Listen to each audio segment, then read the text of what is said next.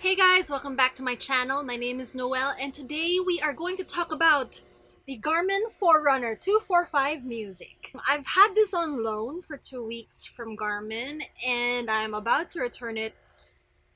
Actually, I could have kept it for a bit longer, but I'm about to leave for a Korea trip and I didn't want to take this along because I knew I'd have to return it eventually and I didn't want to damage it overseas. So I did all I needed to do with regard to testing this device, and so starting today, I'm just waiting for the courier to take it back. And that should tell you something about how I found using this device, this Forerunner 245 Music. Okay, so let's do a little bit of a nutshell about all of its features. Basically, it is a smartwatch crossed with a GPS running watch. It's part of Garmin's new line of Forerunners that all have wrist-based heart rate and the ability to track your runs with internal GPS. So yeah, that I've already written a blog post about that entire series of Forerunners, so do check it out. I will link it up there, or you can look at it in the description box below. Now, yeah, the Garmin Forerunner 245 Music is available in 3 colors. It's available in black. The one I have is the aqua color, and a special colorway was released just for Southeast Asia. It's the lava red, and it currently retails for about 24,595 pesos. That's the suggested SRP if you buy it from a Garmin retailer.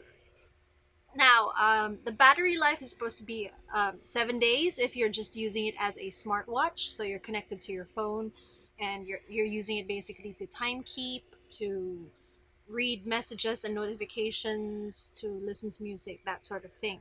But if you're using it as a GPS watch and you're also using it to listen to music while you're working out, it will last you about 6 hours. That's what the documentation for this device says. In practice, it was more 4 days, including all of those things: smartwatch plus GPS tracking.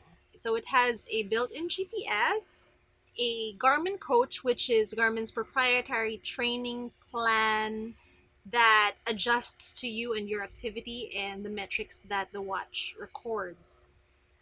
It also has the TrueUp multi-device activity tracking sync. So if you already have another Garmin device synced to your Garmin Connect account, then all of the data that you've recorded using that watch, it's reflected also in this one.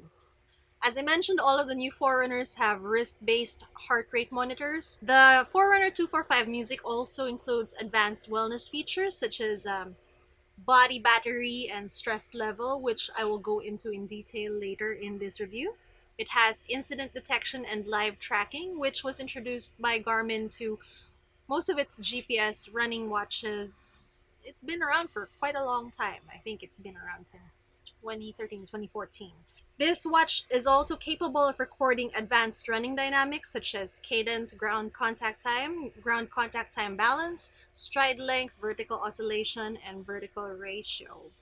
Now, aside from cadence, all of the other features that I just mentioned are only logged if you have a compatible foot pod. The 245 Music also has advanced physio measurements such as VO2 max, recovery time, aerobic and anaerobic training effect, and training. So that's something that comes with a lot of the Garmin watches. It also has a race time predictor.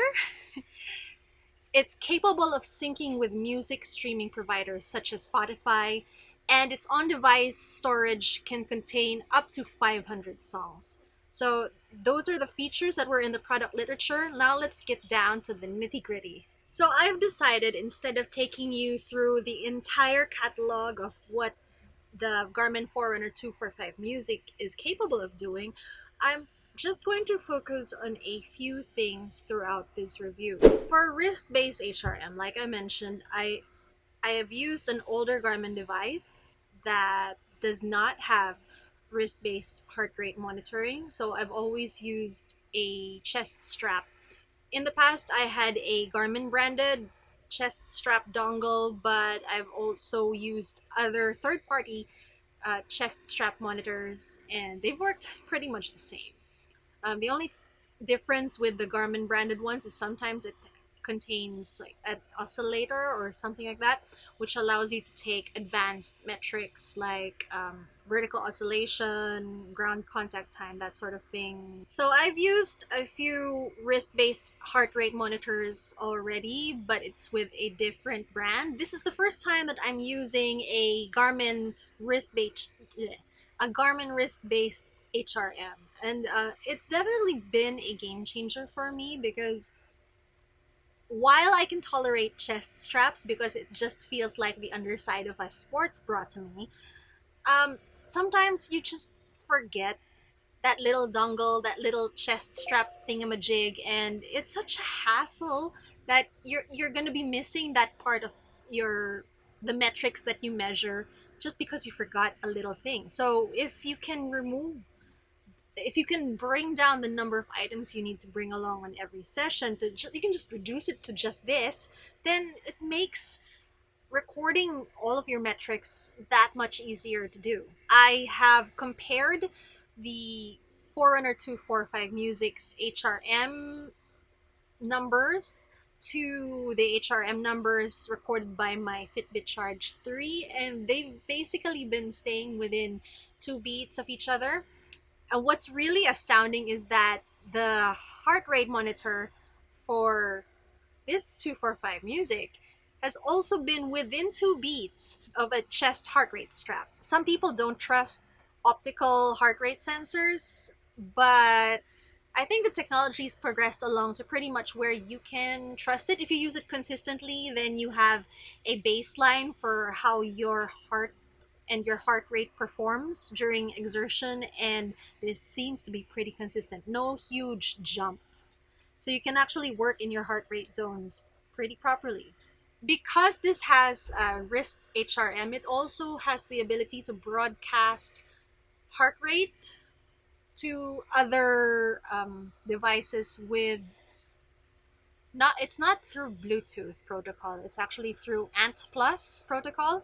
So if you have a Garmin Edge head unit, you can use this watch to broadcast your heart rate to the Edge unit so that you don't have to keep looking at your wrist to see your heart rate. You can look down at your head unit on your bike at the Edge and see your heart rate there. Regarding how it picks up data from other sensors, it pretty much picked up the same speed from my Garmin speed sensor as was recorded in my other Garmin device. It picked up chest heart rate, strap data, and it was within a tolerance of like 1 or 2 beats versus what was displayed on my other Garmin. So yeah, basically it's the same.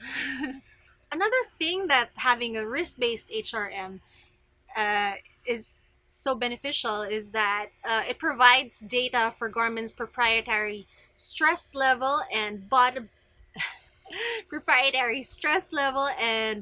battery analysis. Body battery is Garmin's. It's basically a number that the Garmin Connect app churns out. It's an analysis of heart rate variability, stress level, sleep quality, and activity data. A lot of people have been using heart rate variability just to see how well they're recovering between sessions. Basically, the lower your heart rate variability is, the more fatigued you are. And some people take their HRV measurements in the morning so that they know whether they should train hard that day or take an easy day. A number of third-party apps that measure or use heart rate variability has been Sweetbeat, that sort of thing. But it's so great that Garmin Connect has this, and it basically comes for free. And you don't really see a raw number. You do see like body battery, it's usually 100, and then you see the number dropping, you see a graph dropping, and then stress level is basically just an analysis of your heart rate variability. So either of these two things that Garmin Connect shows you will tell you basically whether you're recovered enough to train again. So that's an amazing metric and analysis to use, especially if you're a triathlete like me with a type A personality who just wants to keep training and training and training and basically run her body into the ground. So yeah, it tracks your levels before and after a race to help you recover. And you will see here, I've taken a screen capture of my screen. And on September 15, I did a triathlon. It was mostly a long sprint triathlon with an extended bike and run segment. But basically, you will see that in the days leading up to this race, my body battery level was at 100. So it means that I was, pretty well recovered. I was pretty well charged. And then on race day, I basically ran that body battery down. And then over the next few days, you'll see that the body battery recharged maybe up to 69 overnight. So on Monday, I was pretty low. And then the next day, it recharged just a bit more. And currently, today, I'm almost back to normal. So it just shows you that you need to take some time to recover after the race so that you can really recharge your body battery up to 100% again. So the stress function on the Garmin watch also includes kind of a relaxation timer. So if you notice that your stress level is kind of high or your body battery is kind of low, you can use the relax timer to help you with breathing exercises that lower heart rate, lower stress levels, and it kind of adds up in your body battery scores. The next review focus is sleep tracking. So that's one thing that I have really been trying to take care of in the last few years that I've had an activity tracker. I can definitely see that I average about 6.5 to 7 hours a night. I mean, I will be at 100% if I get that amount of sleep.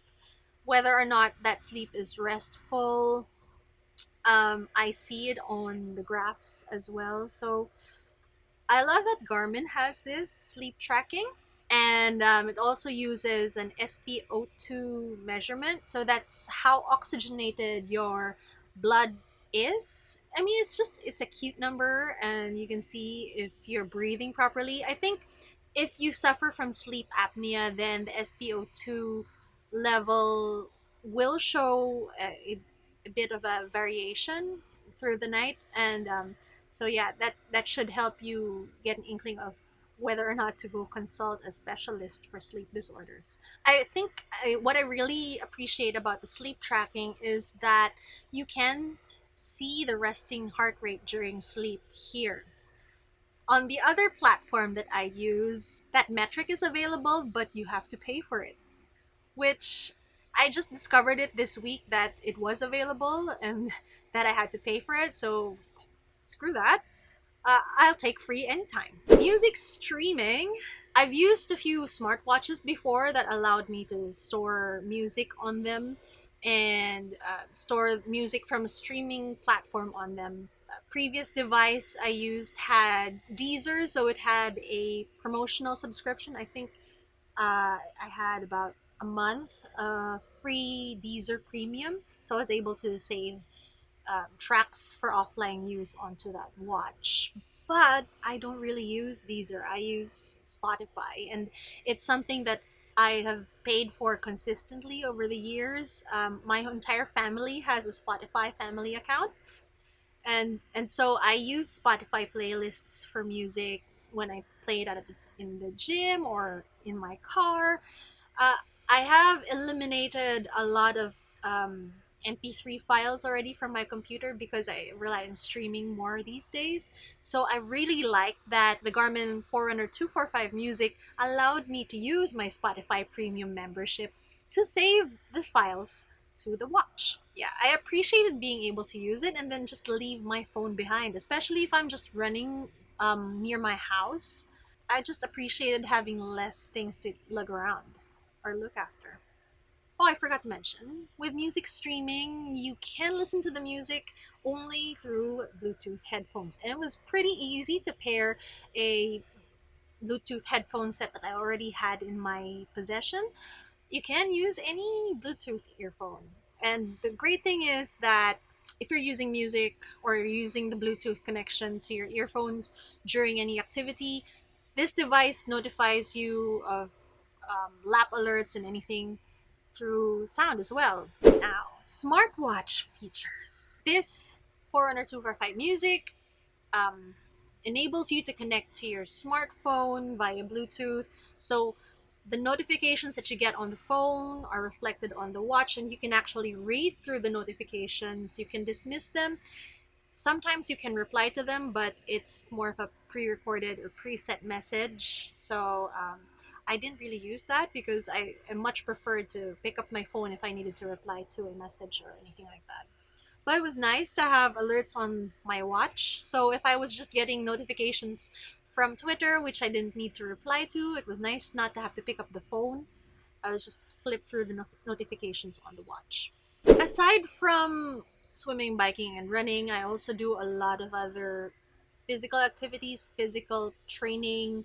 This watch allowed me to record my yoga sessions, my weight sessions, anything basically like that. It measured or estimated calorie burn according to the heart rate, which was a metric it was already recording anyway. Um, so I appreciated having that, and it automatically uploaded these sessions as well into Garmin Connect. So it was nice seeing all that data, even though it's not super pertinent to my training for sport. But you know, if you can measure it, then you can change it. The one thing that I wish the 245 Music had was the ability to record multi-sport activity. So basically, you can record one activity and then stop. So I was able to swim, bike, and run with this watch, just not all on the same day and not all in the same uh, activity file. So if I were going to do a swim, bike, and run, I would have to record the swim and then press stop and save the activity and then scroll down to the bike and then, do the bike and then scroll down, press save, and then select the run activity and then do the run. So it's not great for multi-sport, but it's great for single sport. So yeah, that was the one thing that I wish this watch had, but I know that that function exists in another Forerunner watch. All of the Garmin Forerunner devices that I've owned or tested, not only can you access all the data that it records on the Garmin Connect app on your phone or on your computer, but you can also access the same metrics right on the watch. So it was nice to be able to scroll through my history and see all of the activities that I've had. And it's not limited to the activities that I recorded while I was in possession of the Forerunner 245 Music. As I mentioned before, the True Up multi-device activity tracking sync also kind of uploaded some data. I think it's almost all the data that I've recorded using my previous Garmin Forerunner device. So I can also see it here. So it was nice to be able to just look at things on my watch. I didn't have to open up my phone. I think the one drawback that this watch has, and it's a plague, which is in common with all other Garmin products, is that the Garmin Connect does not play nice with other fitness platforms like Google Fit. Now, if you're somebody who racks up steps throughout the day and it feeds into some other things, like maybe your insurance app tracks your steps and gives you a discount on your premiums, or if you're a Pokemon Go player and you use steps to hatch Pokemon, there are other apps that use step count. They gamify it, so they give you incentives when you reach a certain number of steps. Like my Gcash app um, logs my steps and gives me rewards, which I can then use to plant a virtual tree, which will translate into a real tree sometime in the future. And so Garmin Connect doesn't feed the steps that you log on the watch throughout the day into Google Fit. Step count from this watch outside of exercise activity is not ported outward unless you use intermediary apps. I've done Google searches on this, and some people use third-party apps to kind of parse the data from Garmin Connect and plug it into Google Fit. But I'm not really comfortable doing that, and some of these apps are paid, so it's like this should this shouldn't be so hard. Why so difficult? I can't use the 245 Music as a general step tracker, which kind of like that's one less reason to buy this product. But if you plan on doing just one kind of activity at a time, like you just do a run one day, a bike one day, a swim one day, or you do them as separate sessions, then this, as a GPS running smartwatch, has it all for you. So I have loved my time with the Garmin Forerunner 245 Music. I kind of wish I didn't have to give it back, especially since I'm going to Korea and I'm going to be doing a lot of walking, and I would love to have a step tracker just to see how many steps I've taken throughout the day. But yeah, gotta return it. Thanks so much, Garmin, for giving me the opportunity to review this product. If you purchased the Garmin 245 Music and have anything to share, please let me know in the comments below, or you can get in touch with me via my social media channels. And if I've missed anything, also please let me know in the comments. Thanks so much for watching. If you like this video, please give it a thumbs up. Please subscribe, and I will see you again next time. Bye!